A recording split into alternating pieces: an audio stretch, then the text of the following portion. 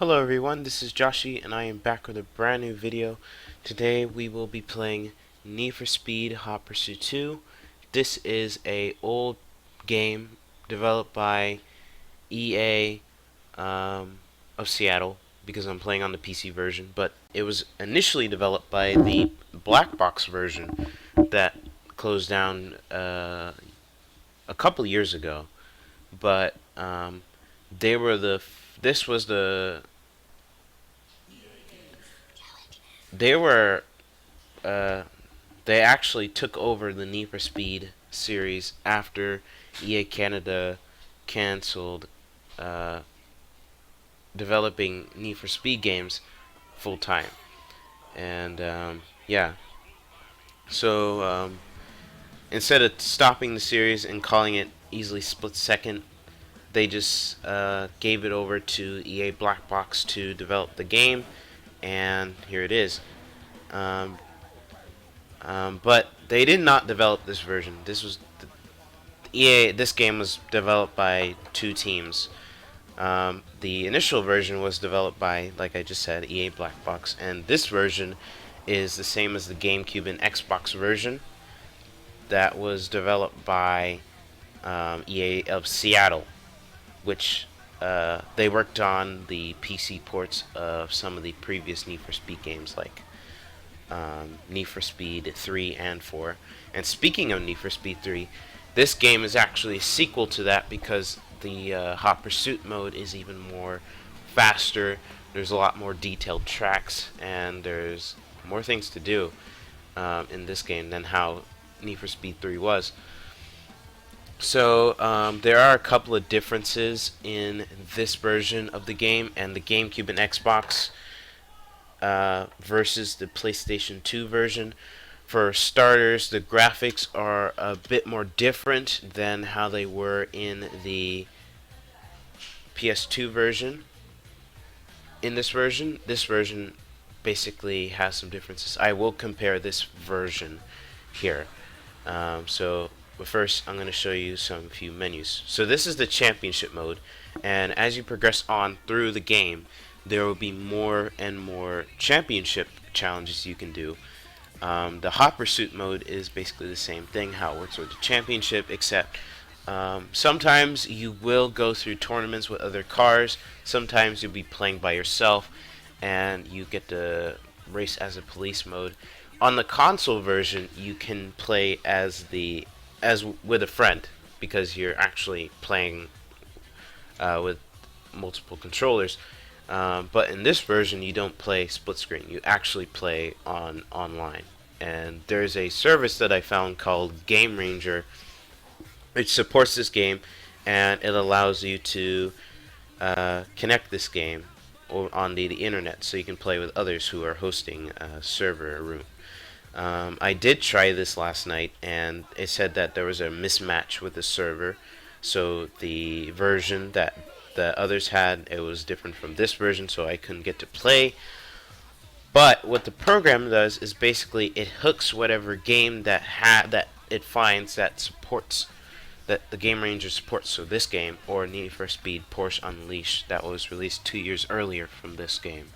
And what it does is that the game automatically goes to the online screen and allows you to connect to the internet through there and play with others online over the service, which is pretty cool, because when I was testing Porsche Unleashed, I didn't even have to touch my mouse at all. It actually did it for me. Like, every single menu it went to, it just went there for me, and it typed in the IP address of the person who hosted it, so I can get to the online. Or if I'm hosting it, and if I launch the game, it will just go to the game, to the race. It'll go to the room, and if anyone's ready to play it, then they'll be in the race. So we're gonna try the championship mode. So I'm gonna show off a few races here. I was in this tournament. No, I was not. So I'm gonna click next, and I just like this car, so I'm just gonna pick this car. And yeah, so how I got this game to work on here is I downloaded the ISO image, the disk image, file for this game, and I used Daemon tools, which I used the last time for other games I was trying to get working on Windows 10. And after I did that, I applied the version 242 patch, which basically is required to get this game running on here. And then I had to download and install the crack.exe into the games folder, and it actually worked. But when I launched it before, I copied a couple of folders I had to, which was the AI, the actors, the particle folders for the particle effect, the movies, the tracks, and the cars folder. It crashed the game as soon as I launched it, so that was a problem. And what I did just in case is I did do was I changed the parameters for the fade in, fade out particles for the fog, because that's what the PC Gaming Wiki said. And then one time I was trying to copy the folders to the game, and what happened was everything was gray, and I couldn't easily see anything. I only saw like some shading with some dark spots, but that's really it. So I recopied everything correctly, and the game works. And I am playing on the Skytech gaming PC. This also works on my gaming laptop. But the only thing is, because of one driver that was released by Nvidia one time, that they changed up the graphics rendering system compatibility with older Windows games. It only is to be rendered off of the Intel GPU, because it's to save up on battery. That's why that gaming laptops have the Intel GPU with the CPU, and the discrete GPU or dedicated GPU is separate. It's to save up on battery and make power efficiency even more better. So yeah, this game does take advantage of the DirectX 8 graphics library with EA's graphics library itself that was unveiled in 2001 for some of their games that they did, for like some of the James Bond 007 games that they developed, for some of the effects like the particle system and how the game renders out the shadows and such. So yeah. And this game does support GPUs like the NVIDIA GeForce 1 to the GeForce 4, some older Radeon GPUs that initially came with DirectX 8.0 or 7, and a Matrox Perhelia GPU. I'm talking a lot of technical stuff that some of you guys don't understand. You'll get it one day. Alright, enough chitter chatter about tech stuff. Let's just focus on what's going on in the game. I'm in first currently, and I was told by my brother, because he got the GameCube version when he was little, that there's a lot of turning to deal with, and I can see that because I am turning a lot and drifting, and it is nuts. But for a game from 2002, this is a really nice looking game. I mean, it's not as... It doesn't match today's quality of 3D graphics, and it may be old, 18 years, but it's still good. I don't mind at all. The reflection on the car, I'm going to let you know, this is not how it renders normally in the game. When you don't... There is a mod where it allows better reflections. It basically changes the cube mapping and the distance parameters in a .ini file. It does not really look like this in-game normally. It's much more darker, and the distance is not that far, but it does look nice a little bit, but it doesn't look too perfect as this. So that's why I downloaded this, because it looked much better than how I easily installed it.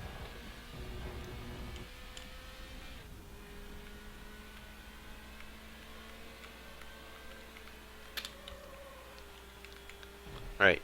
Um, I love the level of detail in this game. It is really good. The AI is really behind. Uh, some of the effects, like the stencil buffer shadows, higher polygon count on cars. It's on max settings because this is an old game and it's running on a new machine, so of course it would be fast with high settings as this, even though it doesn't look like it's at high settings, it looks like it's at low settings.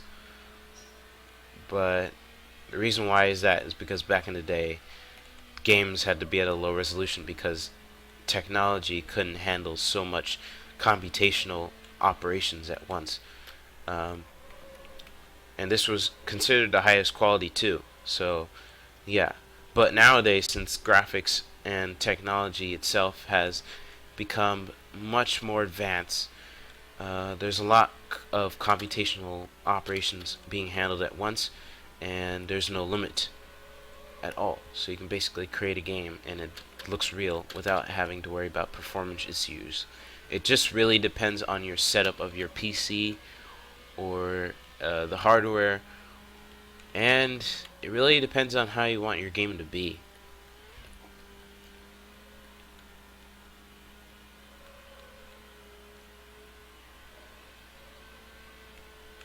Hopefully when I'm done recording this on OBS Studio it doesn't show any black screen, because I record my video a few times and sometimes it shows a black screen and it doesn't show up anything. So I am checking for that, and there was encoding issues that was happening. Oh, and it's saying it again, but it will say that when it's switching the resolution, but it won't say that when it's like when when it's going back to normal. So next race, and I will pick this car, and I'll pick what the game already chose for me, and we'll pick race. So we are going into another track. I think, I'm trying to remember, but the GameCube version is locked at 30 frames per second. And this version is unlimited because it's on the computer, and it really depends on your configuration. It runs smoothly with G-Sync. There's no problems at all. And yeah, there are a couple of mods for this game. I'm looking for a motion blur mod, so like I can add effects to the game to really enhance it. I was just looking it up a couple minutes ago, and there is a motion blur mod, but hold on, give me a second. But the video that I was watching, it didn't look smooth.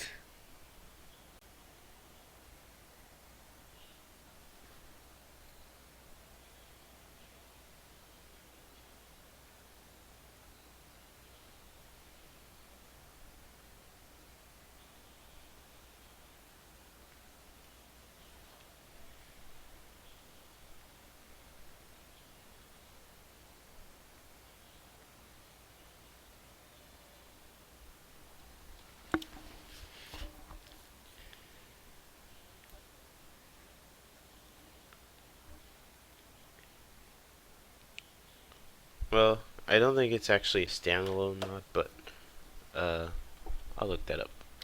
Well, I'll just deal with what I have. I'm not even gonna bother.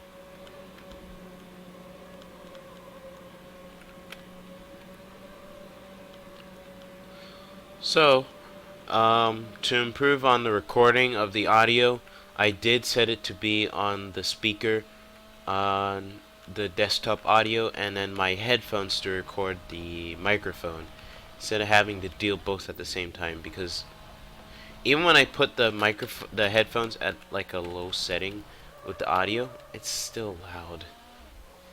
So this is much better. I should have done this with my previous videos. And I'm trying to improve on my videos. I am planning to add like a title cards. I did do that with the last video. If you guys saw that, I put in some title cards of previous videos of stuff that I have posted recently and last year. And yeah, oh no, that's not what I want to do. Oh no, I gotta get back on the road quick. I'm gonna check the HUD map here, the track map here. Okay. Okay, they're close, but they're not too close. They're gonna get too close to me in a second. Oh man. Alright, they're close. I can see them. One of them behind me. So when I was talking about the stencil buffer shadows, it's basically the shadows that are on the cars. Stencil buffer has a couple of limitations, but I don't exactly remember. I'm gonna have to look that up again. But it depends on the graphic settings you set, and you can change it in the .ini folder that's labeled in the folder that's named EAGL, which stands for Electronic Arts Graphics Library. So that's where you can find the LOD.ini, which stands for Level of Detail.ini, and then change some of the parameters to whatever you feel like, which one that fits for you. But all of them is at max. The only thing I had to change, like I said, was the particle system.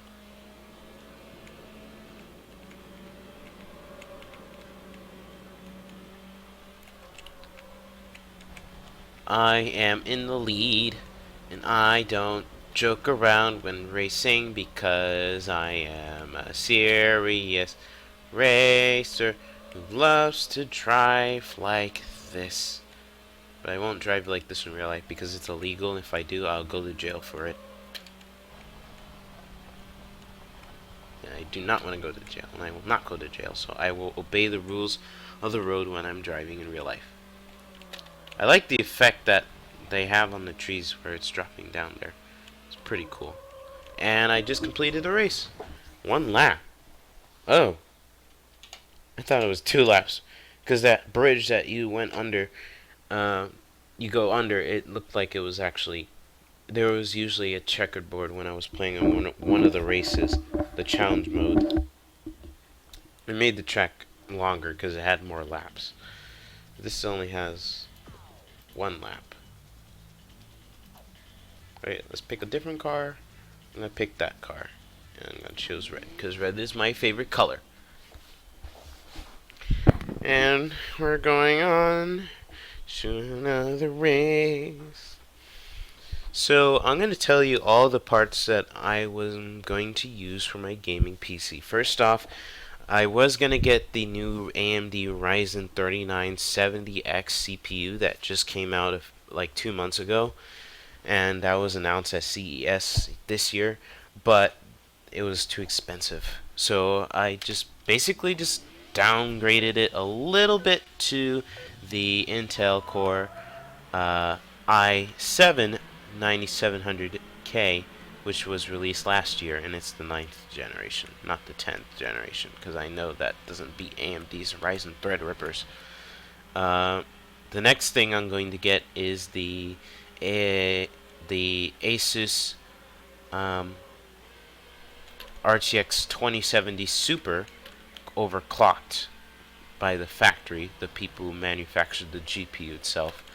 Not the chipset, but the design and the fans and such and how it functions. I am getting an 144 Hz monitor from Asus. I was planning to get a case, but my mom wanted to use an existing case from a PC that's not a gaming, it's like a normal personal PC desktop. So that's what I'm gonna have to use. But hopefully the motherboard I'm going to put in there fits in the case, and I can just easily take out everything and replace it with that new one. And thermal paste, I hope I put power supply on there because I need a power supply to start my PC. I can't not have a gaming PC without a power supply. The case that I was originally going to get, that was a new one. That was going to be an RGB lighting one, but uh, my mom wanted me to use the HP Pro Black one that was used for a couple of years as just to save up on money, and keyboard and mouse and all those things, and a cooler, CPU cooler that I have to get because it's more important to keep your computer cool, and if it doesn't, then it won't work properly and everything will just start to overheat. So I do not want that.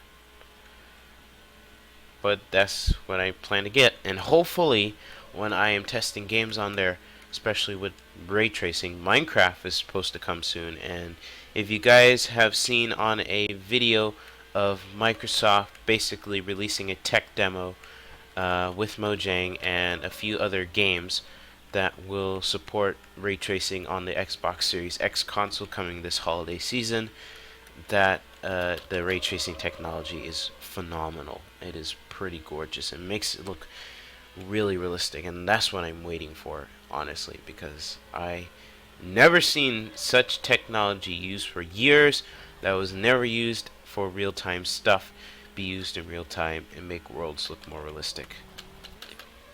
And I am also looking up updates for the AMD Big Navi that's coming out really soon, and the RTX 3000 series that's coming soon, based on the Ampere GPU architecture. So I am waiting for those. Those should be really good because the Ampere GPU basically beats the current Titan RTX and the Quadro RTX GPUs, which makes ray tracing a lot more faster and faster GPU memory with GDDR6, which is great. Graphics double data rate 6, version 6, which is pretty cool, which has been used for a couple of years. And it even has 24 gigabytes of graphics memory, and there's a high-end TI version of the RTX 3080, I think, which has 40, so that basically beats the last generation of RTX GPUs, the 2000 series. And I can't wait to see a hands-on, fully smooth, not a very jagged, frame-rated RTX game limited by the hardware configuration, a smooth, high-end gaming PC with fast ray tracing performance. It should be really good. And I'm gonna show off the championship mode. This is just a quick gameplay video here. I'm not gonna do this for too long, and then I'll try to upload it when I have time. But after I do this, I'm gonna relax my eyes from my glasses because I've been wearing it for hours and I need to rest my eyes from the screen. But when I feel like I'm ready, I will get to it. You guys all know about the coronavirus that's happening right now. There are a lot of places that have been shut down. I am concerned about that, so I'm not going anywhere from my house to keep myself safe and not get affected, and I will not get affected. And I am praying for everyone who has maintaining places that like schools and such. I pray that they don't get affected by the coronavirus as well. So back to the game. I didn't see what the name of this track was, but this looks like you're on a beach. Or you're in a beach. Just don't really know. But it looks nice. Compared to the third game and this is basically an improvement over. This is an improvement over the third game, especially not only with functionality of the cars, the AI, but also with the detail.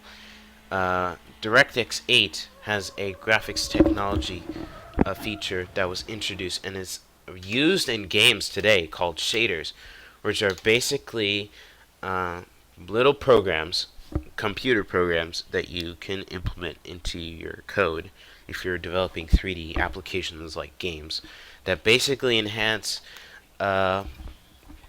the detail and also the movement of geometry, every pixel and vertex. What I mean by pixel and vertex, there are two types of shaders. There's pixel and vertex shading.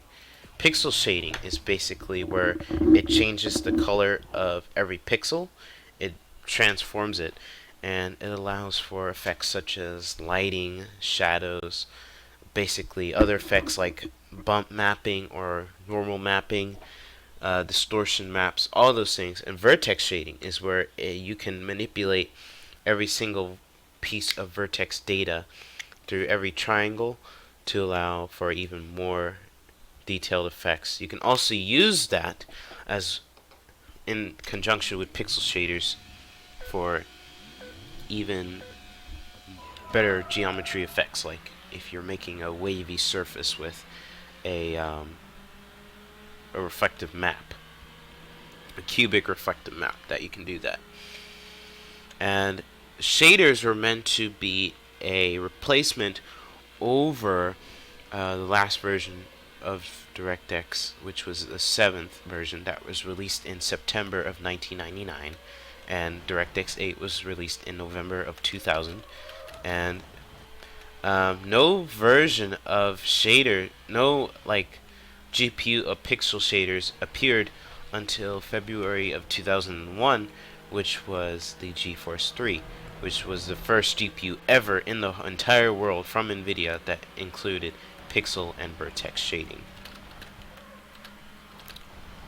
And ever since, shaders have been used in video games for a very long time, and it allowed better detailed worlds, and like this, and yeah, and it leads up to today's industry of computers with 3D rendering and a lot of those things, and it's pretty cool. I mean, I knew about shaders, but I never actually looked up how they worked before until recent years of my life.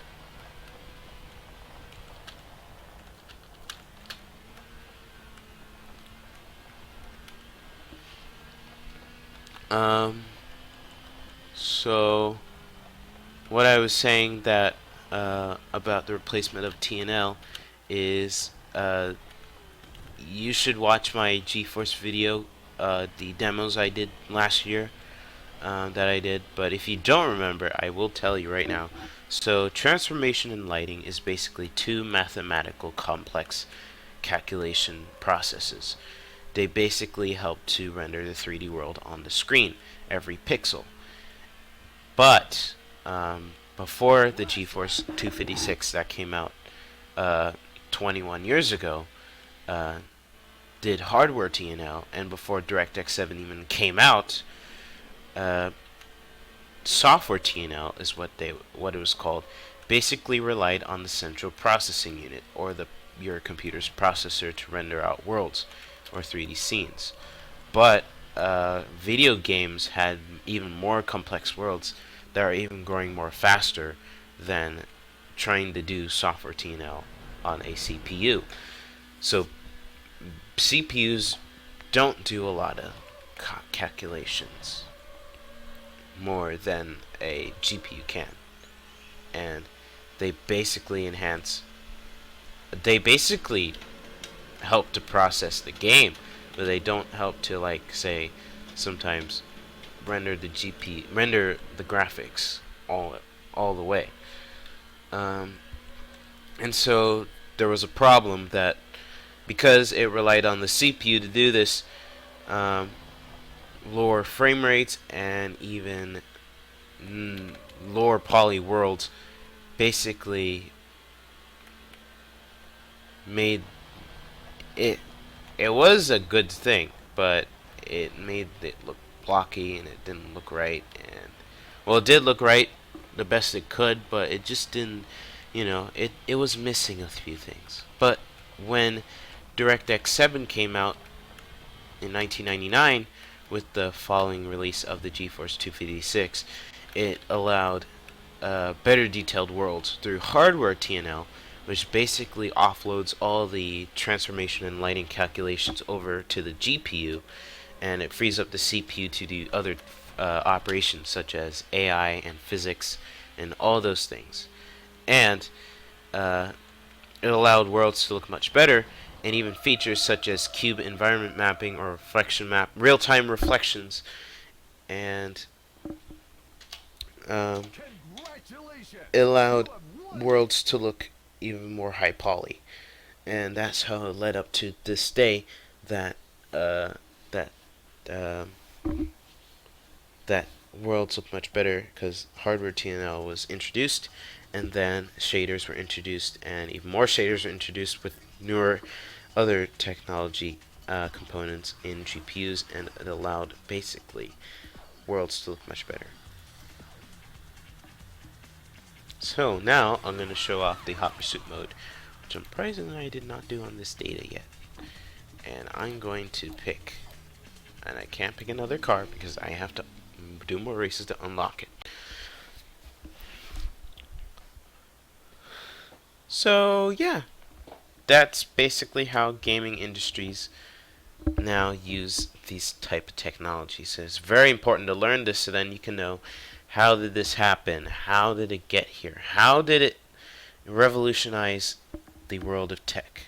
And basically through these technologies that humans basically created, it allowed others to expand it to be more realistic. And if we didn't have those things, I don't think the world would be as revolutionized in the gaming industry today if it didn't start back then. So back to this game.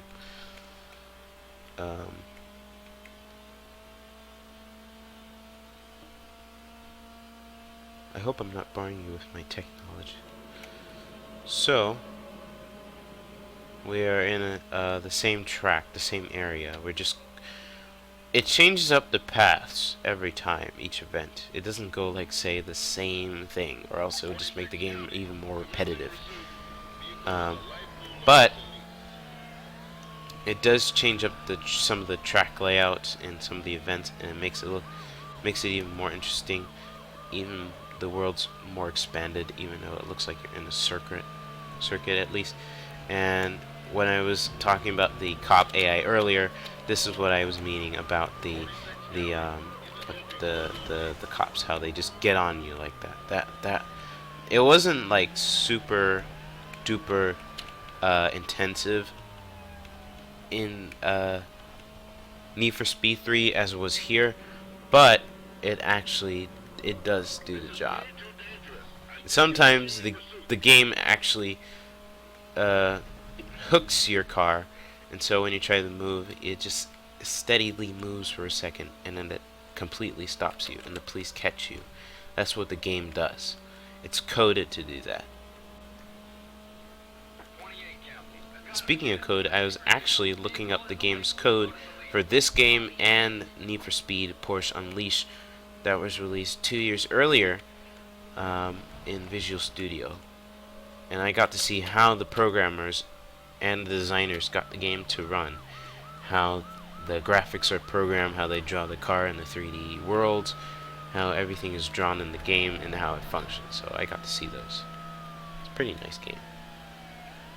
Out of all the Need for Speed games I played throughout my life, Porsche Unleashed is my favorite game ever of all time, because EA of Canada, which developed that game, the PC version, they didn't develop the PS1 version. That was developed by Eden Games, who made a couple of racing games. They recently made some racing games on mobile.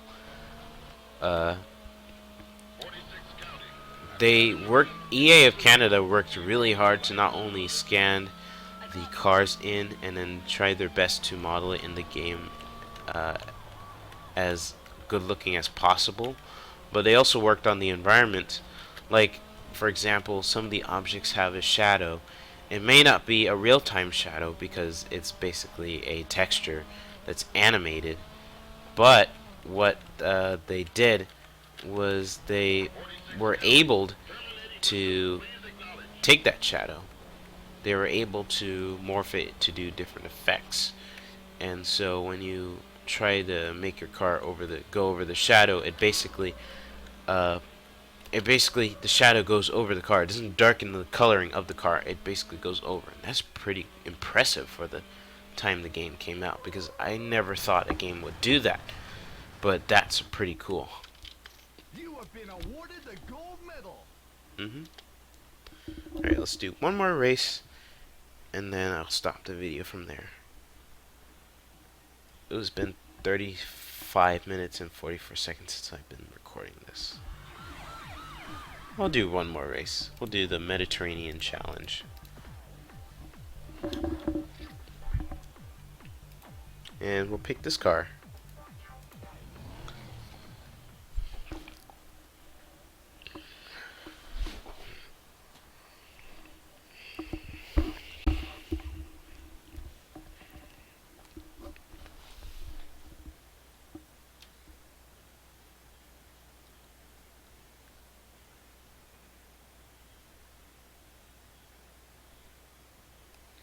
So due to the virus, I am off for 2 weeks. I am currently off for this week of school, and then the next week I'm off. So, and I don't go to music lessons until the following week. So I get extra week off to relax and just chill.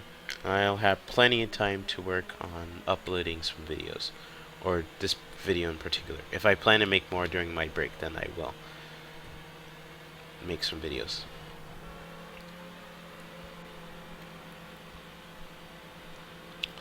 I'm faster than these cars. I can edit the AI, how hard they can be, but I'm gonna have to like look into that more in depth and trying to understand how. So I understand how to edit it. It's just that I don't want to like put in the wrong number in the parameters, and then it will basically make everything just go wrong there. So, I hope some of you guys are excited for the new consoles that are coming soon. Sony just had a press conference of the PS5, a live stream that went on for 52 minutes, talking about SSDs and the hardware features inside the graphics and all those things. So yeah. Right. Enough with the... I already said enough with the tech talk and go back to this, but I've been relating some things that apply, that are tech is that apply to this. I can see the reflection on the car, the cops on the cubic reflection. Oh, gosh darn van, and this cop won't get out of my way. Ah.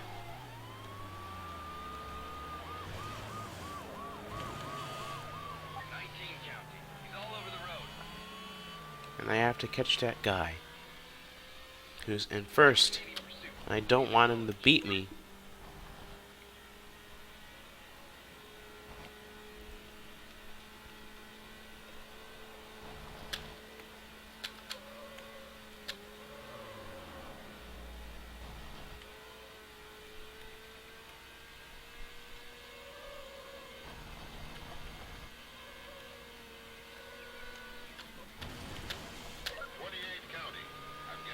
Oh, come on. Please get them. Why doesn't he just get him?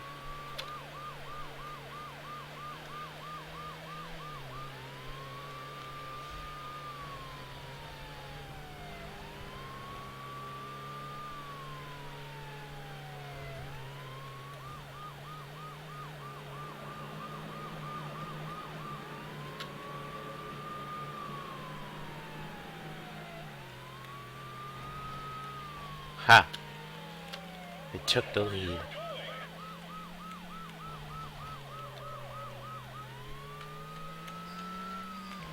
Oh, jeez. This is exactly what I'm talking about the COPPA AI. They're a lot more upgraded and advanced and harder than the third game. Final lap.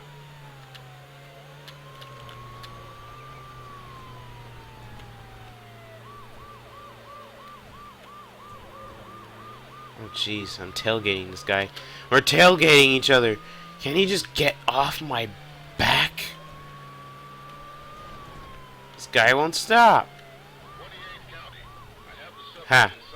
Good thing they're only programmed sometimes to... Or no, this isn't true. Good thing that cop just went on the road and he didn't actually go on the shortcut. Because normally the cops in this game don't usually go on the shortcuts. They just stay on the road.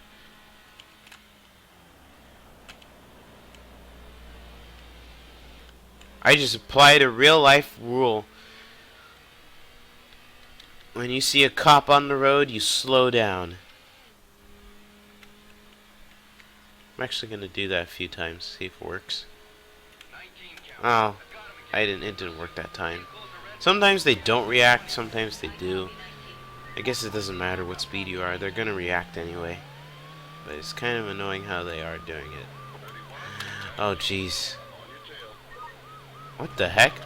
That arrow sign was floating in the air.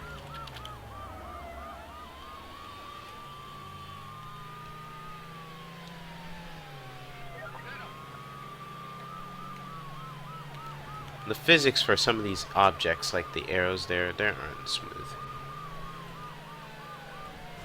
Please, go away! Go away!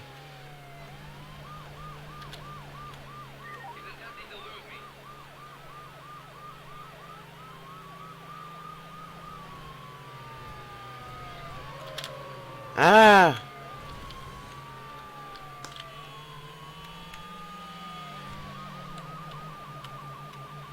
They're all up in my grill. Bug off.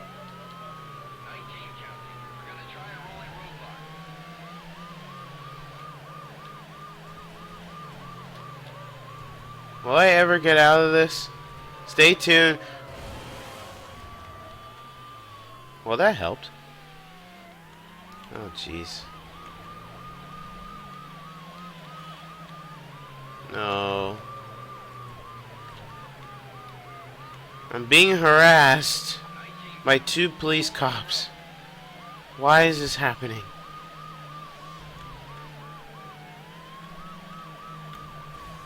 Oh, jeez. They're behind me. And they made me get second. Okay, he's being stopped by that one. Ah. This is not going well. Yeah, I'm not gonna respond. You crazy? It's a video game. Of course I'm not gonna respond to a police cop. And besides, I'm supposed to get away from them. Finally! Jeez, they're not behind me anymore. That was intense. And I drift. Because I am cool. You have been awarded the gold medal. Alright. I'm gonna end the race because I don't want to make this video too long. Alright guys, that's the game. I hope you enjoyed it. Please leave a like, comment, and subscribe. And I'm not doing a series of this. I will occasionally make videos here and there. So I'll see you next time. Later. Bye.